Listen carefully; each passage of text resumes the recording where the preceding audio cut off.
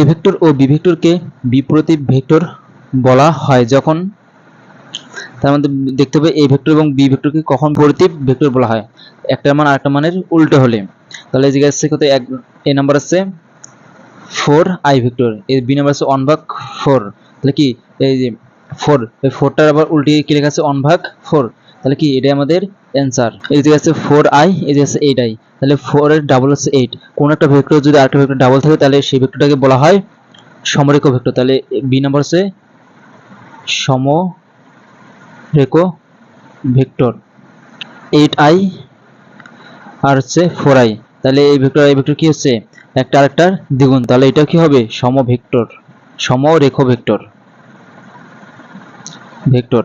তাহলে এটা হচ্ছে এই ভেক্টরের মান হচ্ছে 4i আর বি ভেক্টরের মান হচ্ছে 4i, তাহলে দুইটা ভেক্টরের মান হচ্ছে সমান। তাহলে দুইটা ভেক্টরের মান যদি সমান হয় তাহলে সেই ভেক্টরটা